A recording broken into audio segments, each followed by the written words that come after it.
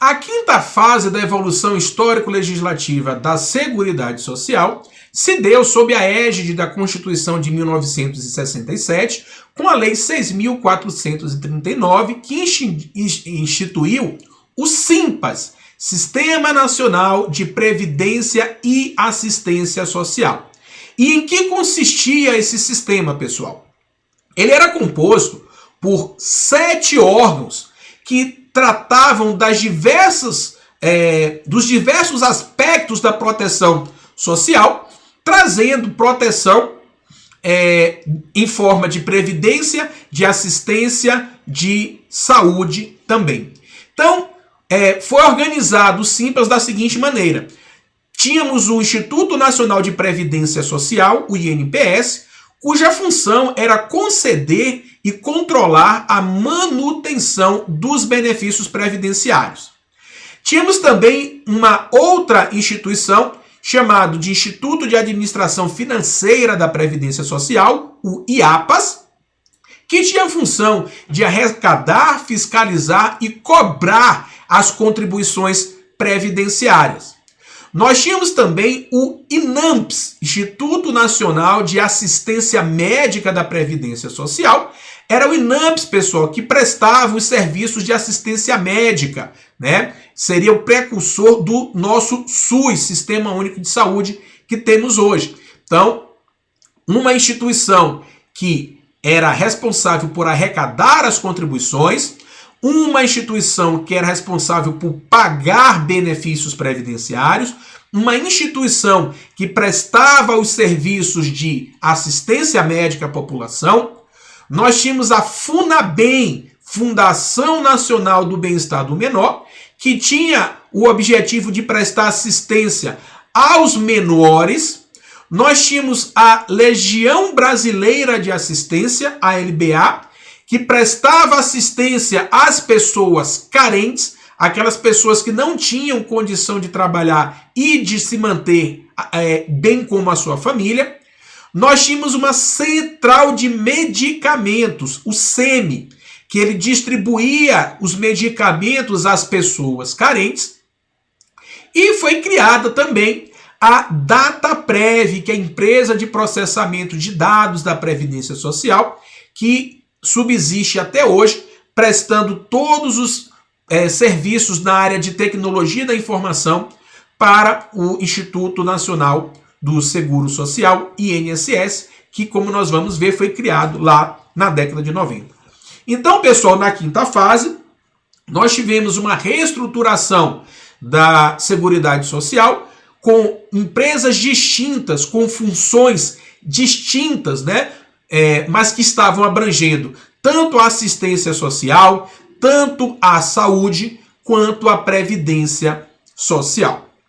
Daí, pessoal, nós tivemos, com a Constituição Federal de 1988, a sexta fase, que é a fase da Seguridade Social, prevista literalmente na nossa Constituição Federal, que instituiu um conjunto de ações na área de saúde, de previdência e de assistência social, que foi chamada, então, pela Constituição de Seguridade Social.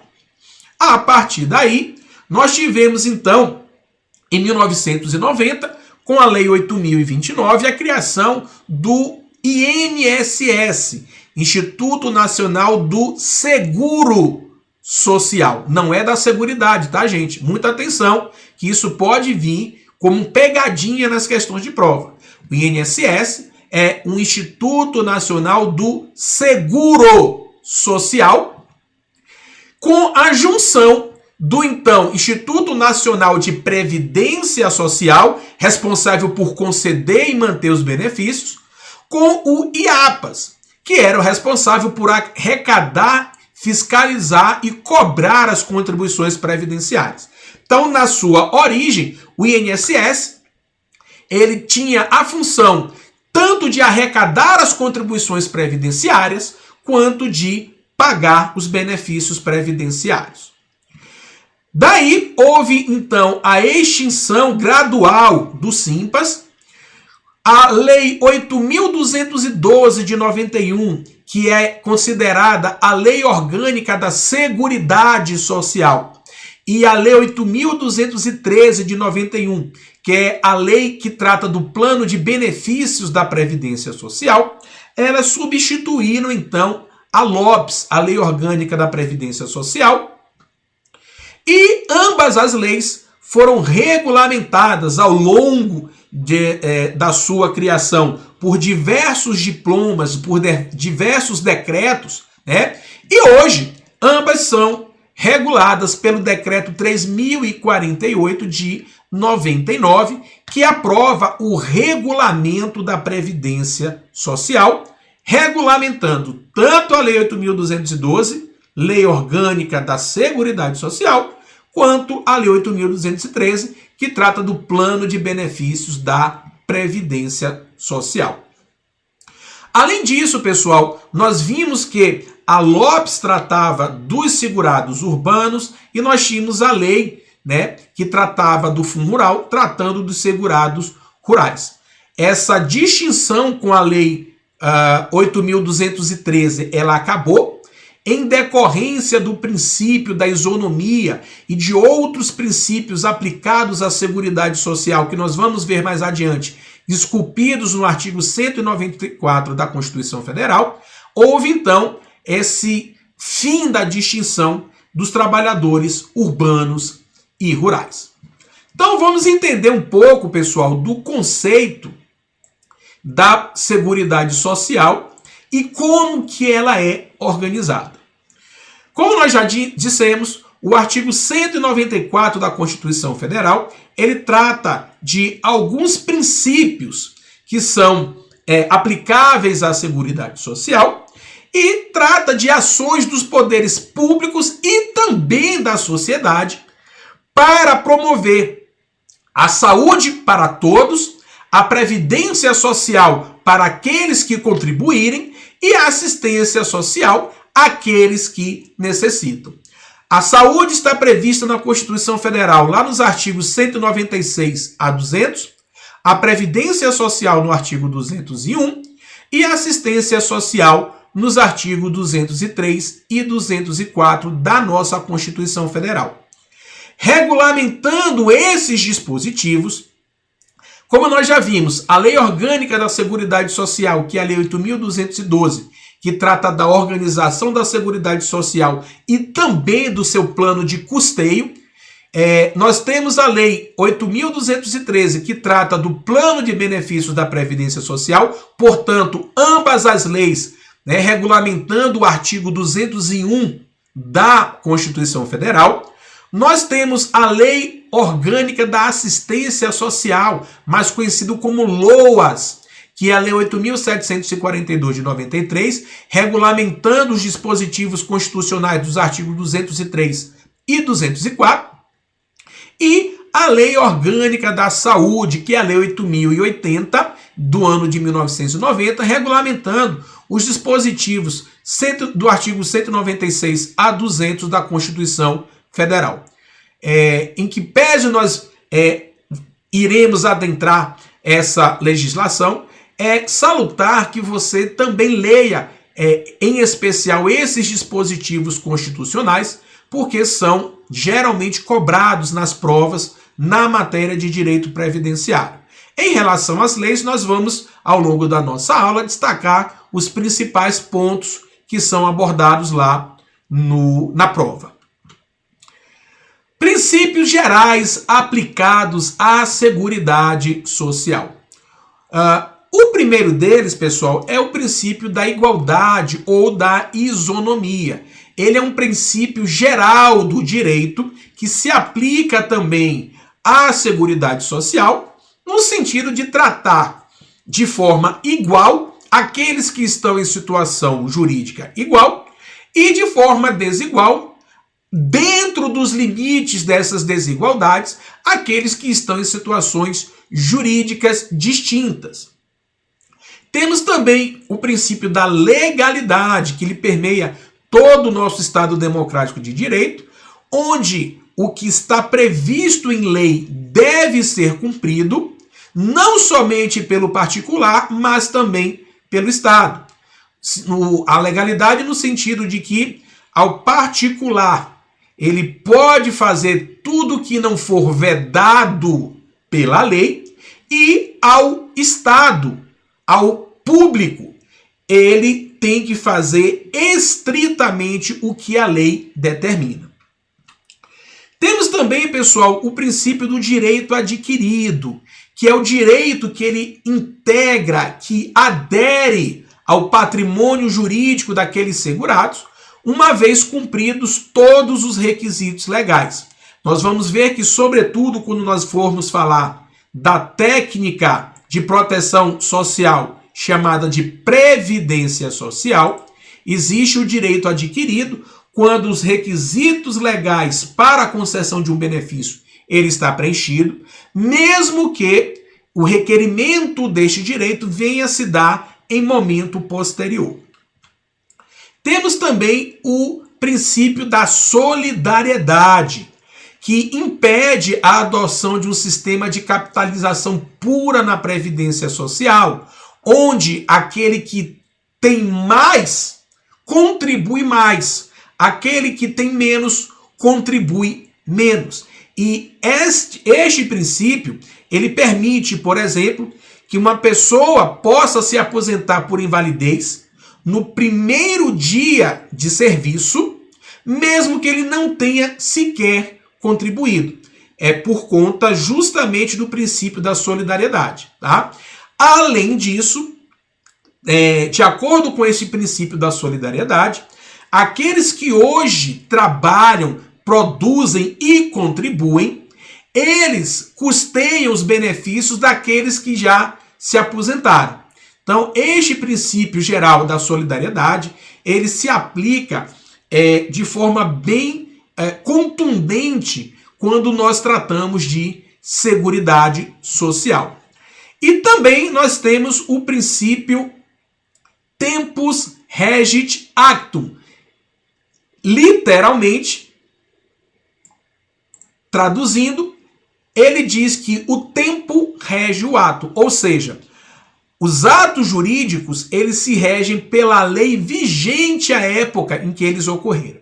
Então, por exemplo, na Previdência Social, se uma pessoa vem a falecer no ano de 1990, a lei que vai se aplicar para a concessão da pensão por morte é aquela vigente em 1990, mesmo que esse benefício venha a ser requerido nos dias atuais. Então, o princípio tempus regit actum diz que aplica-se a lei vigente ao fato gerador do benefício. Além desses princípios gerais, o artigo 194 da Constituição Federal, ele traz também uma série de princípios constitucionais específicos aplicados à Seguridade Social. O primeiro deles é o princípio da universalidade de cobertura e de atendimento. O que é que significa isso?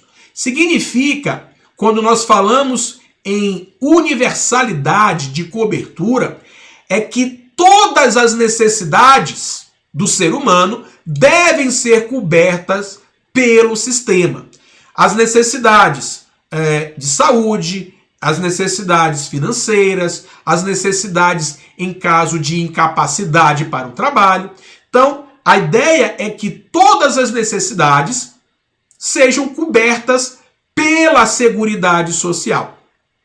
Já a universalidade de atendimento quer dizer que todos devem estar cobertos pela proteção social. Ou seja, todas as pessoas elas têm que ter o direito de solicitar ao Estado o atendimento àquela cobertura de acordo com o risco social que lhe sobrevém. Então nós temos aí que a universalidade de cobertura era é chamada de uma universalidade objetiva, onde, havendo aquele risco social, aquela necessidade, há o direito da cobertura aquela necessidade, aquele risco. Já a universalidade de atendimento, ela é dita como uma universalidade subjetiva, porque é o segurado, é o sujeito da relação previdenciária que é o objeto daquela universalidade do atendimento. Temos também, pessoal, a uniformidade e equivalência de prestações entre a população urbana e rural. E aí, como nós já dissemos anteriormente, a Constituição Federal ela acabou com a distinção entre os beneficiários urbanos e beneficiários rurais. Entretanto, nós estamos falando de equivalência das prestações, uniformidade das prestações em relação às populações urbanas e rurais, o que está intimamente ligado com o princípio da isonomia, que nós já vimos também, né? Só que a uniformidade ela diz respeito aos seus aspectos objetivos, aos riscos sociais que vão ser cobertos. Antes da Constituição de 88, nós tínhamos benefícios que eram devidos exclusivamente à população urbana e não era devido à população rural, tá? Como, por exemplo, a aposentadoria por tempo de serviço. Então, com esta uniformidade de prestações para as populações urbanas e rurais, nós temos que todos os benefícios que são ofertados pela Seguridade Social, ela deve atender tanto a população urbana quanto a população rural. Nós temos também o princípio da seletividade e distributividade na prestação de benefícios e serviços. A seletividade, pessoal, ela implica no fornecimento de benefícios e serviços a quem necessitar, desde que se enquadrem em situações que a lei definir. Ou seja, algumas proteções elas são extensíveis somente a algumas parcelas da população, como é o caso, por exemplo, do auxílio reclusão, que é devido apenas àquelas famílias consideradas de baixa renda pela lei. Como também o salário família, que é devido também àquelas pessoas que ganham um determinado limite de salário definido também em lei. Já a distributividade, ela informa que os recursos captados de acordo com a capacidade econômica de cada um dos contribuintes, elas são distribuídos para quem precise da proteção previdenciária. Pelo princípio da distributividade, dos benefícios e serviços, né, eles devem buscar uma otimização da distribuição dessa renda no país, favorecendo aquelas pessoas que têm situações menos abastadas, regiões menos abastadas. Então, eles devem ser oferecidos de forma seletiva, buscando fazer uma justiça social, observando-se o princípio da isonomia em tratar de forma diferenciada aqueles que encontram-se em situações jurídicas distintas, ou seja, aquelas pessoas que mais precisam devem receber aquele aporte em detrimento daquelas que não têm uma necessidade tão exacerbada. E temos também o princípio da irredutibilidade do valor dos benefícios. Significa dizer que aqueles benefícios pagos pela Seguridade Social, eles não apenas não podem sofrer uma redução do seu valor, como também precisam ser reajustados periodicamente para manter o seu poder de compra. Por isso que os benefícios previdenciários, eles são sempre reajustados anualmente. Nós vamos ver que o índice que é aplicado a esses reajustes é o Índice Nacional de Preços ao Consumidor, que é o INPC, e isso tudo obedece o princípio da irredutibilidade dos valores previsto lá no artigo 194 da Constituição Federal. Equidade na forma de participação do custeio. Também em óbvio atrelamento ao princípio da equidade, da isonomia, aquelas pessoas que contribuem mais, né? Aquelas que têm maior condição de contribuir, contribuem mais. Aqueles que têm menos de contribuição de contribuir, contribuem menos. E aí você tem uma equidade nesta forma de participação. Quando falarmos do financiamento da Seguridade Social, vocês vão ver que, a depender do valor que o trabalhador recebe, ele tem percentuais diferenciados de contribuição para a Previdência Social. Da mesma forma, os empregadores, a depender da quantidade de mão de obra utilizada ou em relação a determinada atividade econômica, ele também tem tributos, né, que vão variar na aplicação dessas alíquotas. Tudo isso em respeito ao princípio da equidade na forma de participação no custeio. O outro princípio, pessoal, é o princípio da diversidade da base de financiamento. Isso quer dizer que a Seguridade Social, ela não pode ter uma única fonte de financiamento. Ela tem que ter diversas fontes de financiamento, desde a contribuição do trabalhador, das empresas, dos estados, e vocês vão ver que existem diversos tributos, né, que são instituídos pelo Estado com o intuito de financiar a Seguridade Social. E nós não podemos perder de vista que, como a Seguridade Social, ela abrange benefícios e serviços na área da previdência, assistência e saúde, nós temos que ter um arcabouço gigantesco desta base de financiamento para dar benefícios relativos à saúde, independente de uma contribuição direta, para dar benefícios assistenciais, também sem a necessidade de uma prévia contribuição direta, e nós temos também que ter benefícios previdenciários custeados pelo Estado com contribuição do trabalhador, do empregador e do Estado, também com base nessa diversidade da base de financiamento da Seguridade Social.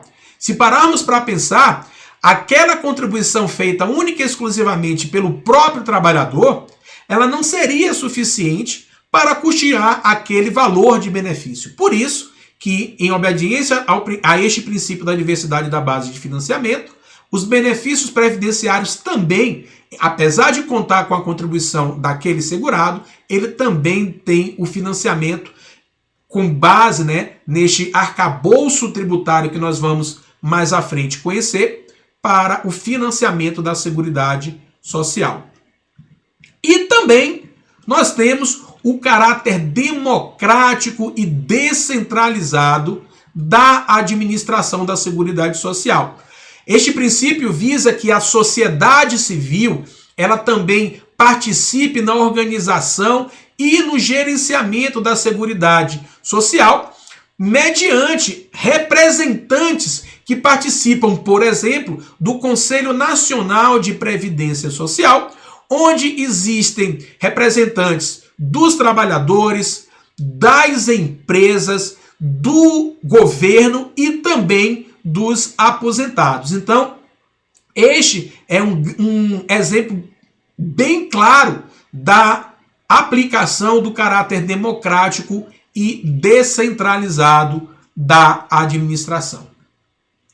Bom, pessoal, nós estamos aqui falando de seguro, de seguridade. Nós precisamos fazer uma distinção entre esses dois institutos para não causarmos confusão.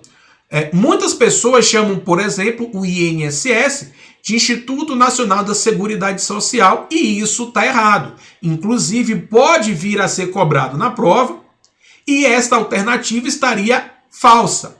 O INSS é o Instituto Nacional do Seguro Social, que faz parte da Seguridade Social. Vamos entender isso de uma forma mais clara. Quando nós falamos em previdência social, nós estamos falando de proteção contra um risco social, assim definido como sendo o evento futuro e incerto que provoca dano passível de reparação econômica. O professor Miguel Orvar Júnior, ele na sua obra, ele classifica, conceitua o risco social da seguinte forma: o dano ou prejudicialidade, enquanto elemento caracterizador do risco social tradicional, não implica necessariamente a indesejabilidade das consequências do evento, pois o evento pode ser desejável e capaz de provocar desequilíbrio econômico desfavorável. E aqui, pessoal, nós damos o grande exemplo do salário maternidade, onde, havendo o parto ou a adoção, é devido o benefício de salário maternidade pela ocorrência deste risco social que não necessariamente é indesejável. Muitas pessoas querem, almejam ter filhos, e a maternidade, hoje também a paternidade, elas são classificadas como risco social passível de uma reparação econômica, passível da concessão de um benefício pecuniário, sem que, contanto, seja um evento indesejável. Então, ocorre para a cobertura por meio de um benefício previdenciário uma hipótese de incidência, no nosso exemplo aqui, a maternidade, e um fato gerador, ou seja, quando esta maternidade efetivamente ocorre no mundo fenomênico. Então, havendo uma previsão legal de haver uma proteção social no caso de maternidade e ocorrendo esta no mundo fenomênico, é devido, então, um benefício para proteger daquele risco social. O seguro, e quando nós falamos de seguro social, nós estamos falando de previdência social, um dos tripés da seguridade. Quando nós falamos de seguro, nós temos algumas situações do seguro social que é aplicável, alguns elementos do seguro privado. Então, no seguro privado, nós temos um prêmio, que é a prestação do segurado, aquele valor que você paga para ter a proteção do seguro. Nós temos um sinistro, que é o evento ou acontecimento previsto lá naquelas cláusulas contratuais do seguro, que irá gerar o direito à reparação, à indenização. E nós temos a indenização, que é a prestação da seguradora. Trazendo isso para o seguro social, nós temos que o prêmio são as contribuições que são pagas pelo contribuinte, pelo trabalhador, pelo segurado. Nós temos o sinistro, que é a ocorrência do risco social, e nós vamos ver quais os riscos sociais estão abrangidos pela Previdência. Nós vamos ver que a morte, a incapacidade, a redução da capacidade laborativa, a maternidade, a idade, todos esses riscos sociais estão previstos em lei para que, ocorrendo, ocorra a indenização, que neste caso é a concessão do benefício previdenciário. Quais as diferenças entre o seguro privado e o seguro social? O seguro privado, pessoal, ele é facultativo, não há uma obrigatoriedade em você contratar. Em relação ao seguro social, nós vamos ver que ele tem um caráter obrigatório, e nós vamos ver quando falarmos de filiação e inscrição, e vamos ver este caráter obrigatório e contributivo do seguro social. Em relação ao seguro privado, existe uma relação contratual, e a relação é não contratual no seguro social. Não existe um contrato. Existe uma filiação obrigatória, que nós vamos ver em quais situações elas vai se dar. Ele é menos amplo, é um seguro privado onde é contratado interpartes, que pode ser um seguro individual ou um seguro coletivo para determinadas pessoas, enquanto que o seguro social ele é mais amplo para a cobertura dos riscos sociais previstos na legislação. qualquer indivíduo ele pode financiar o seu seguro privado. E no caso do seguro social, nós vamos ver que, além do Estado, trabalhadores e empresas também financiam este seguro. No próximo bloco, nós vamos falar então da Previdência Social como técnica de proteção social e fazendo parte do tripé, junto com a saúde, junto com a assistência, da técnica, né, do Instituto Seguridade Social. Fiquem conosco.